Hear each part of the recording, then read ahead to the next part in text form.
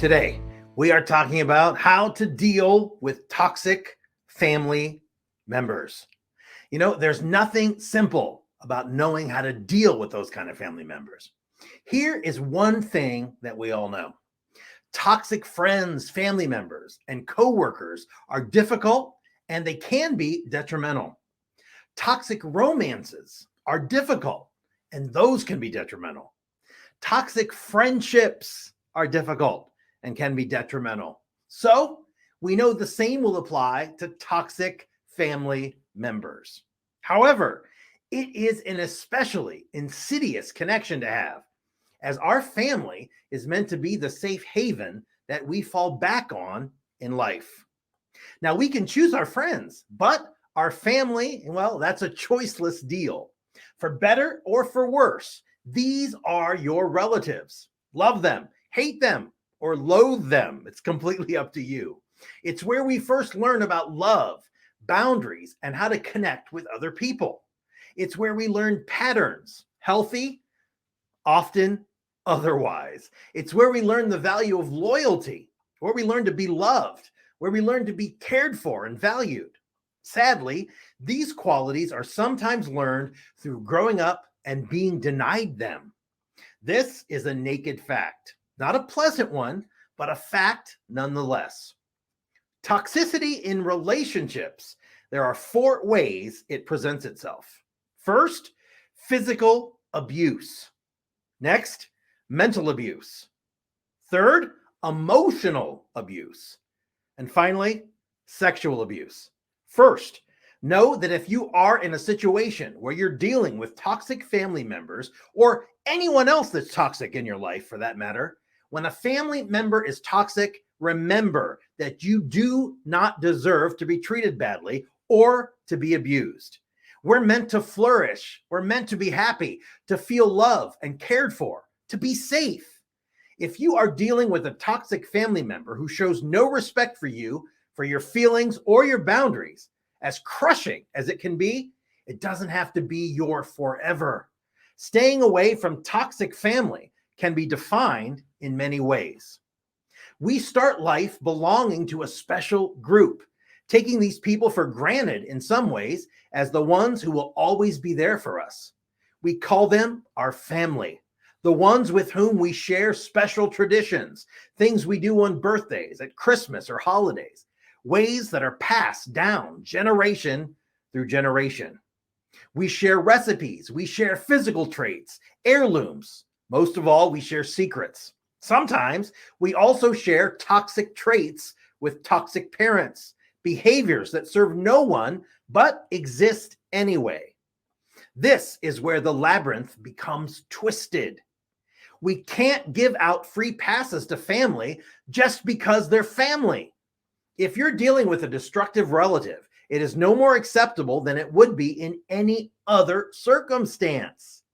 Excuses, not reasons. There are people who damage others and refuse to own their behavior in any way. They are full of excuses, or others provide excuses for them. Well-being isn't of importance here, and we feel guilty.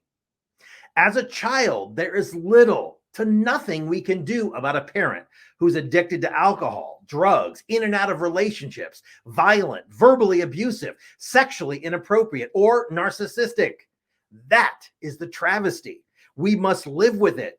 This becomes daily life, our reality, the way we grow up. What is even harder? Almost always, the toxic family member doesn't care about the negative impact they have on others, on us, on our growth and development. Sadly, often other family members who are aware of the toxicity are either powerless to change or they're too afraid to make any attempt to interfere. In a way, this is one of the hardest things to swallow about a toxic family member. Sometimes others that we trust and depend on enable and endorse their sickness by covering it up or excusing it. Now, people may turn a blind eye towards the toxic person's conduct, especially when we try to bring it to light. Oh, it's just the way he is. Oh, he didn't mean it. I didn't see him do that. She only swore at you because she was drunk. She wasn't herself. You are being too sensitive. How many times have you heard that? Don't upset anyone. Just say nothing. How about this one? Let sleeping dogs lie. How many times have you heard that? You must have done something to make her angry, or else she wouldn't have reacted that way. Guess what? Every one of those transactions are toxic too.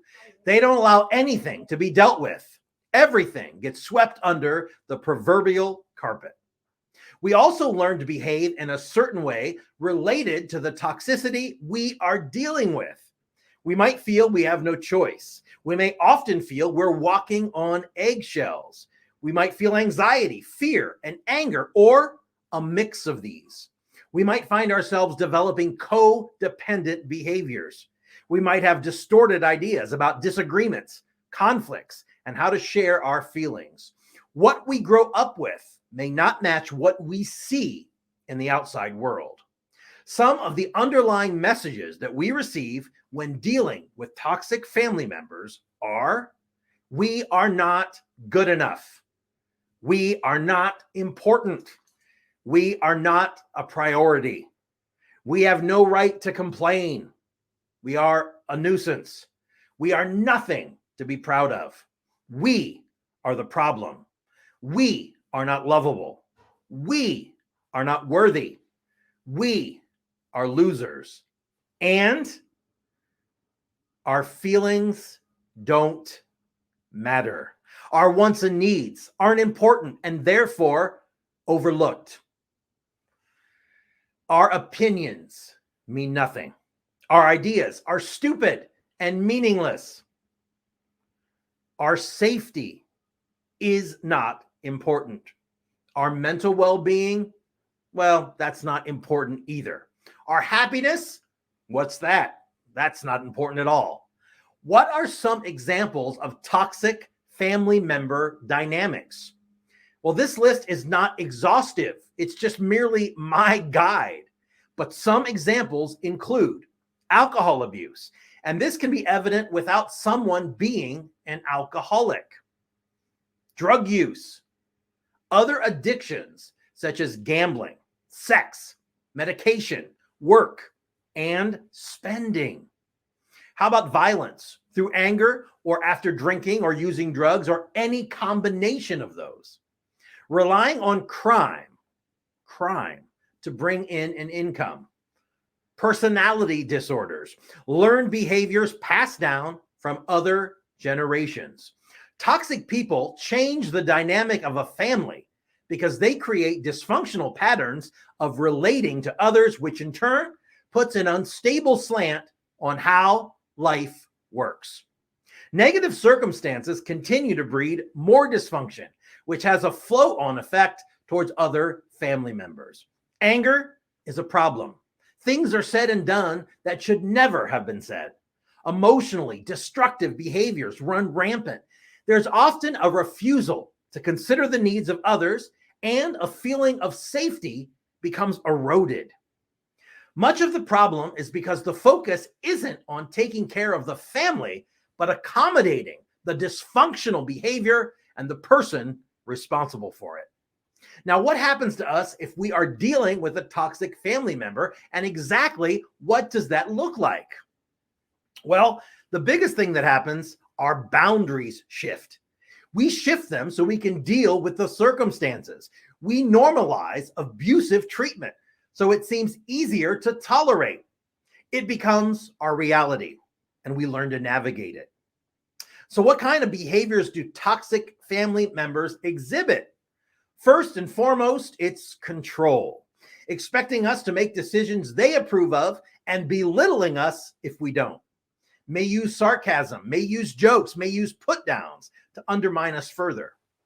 How about micromanaging everything in our lives? This is control when it is completely out of control. Threats, telling us things will be taken away or refused unless we do things a certain way.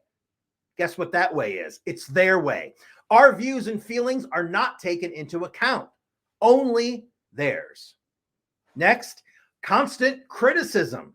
That's criticism about life, about views, opinions, religious beliefs, dress code, friends, sexuality, career choice. Doesn't matter. Next, this is one you have to look out for. It is more rampant now than ever. It's gaslighting. It's turning things they have said around to make us feel like we're the problem, and we have either misunderstood or confused things, denying what they said and making us feel like we are going crazy. This also leads to their favorite, which is blaming. It's always someone else. It's always us. We are the reason something isn't good. It's never them. We are the problem, and we are causing the toxic family member to feel bad. How about dismissing our feelings? We're never given a voice. We're never given a choice. We're never even given a second thought. We are not valued in this scenario. Neglect, not taking care of a minor if unwell, not providing proper food and emotional support, not taking any interest in us, refusal to support us and help us when we're in need. Emotional abuse is rampant. Silent treatments, laughing, making fun of an individual, verbal abuse, mind games, lies, told to cover up things said and done, lies used to manipulate.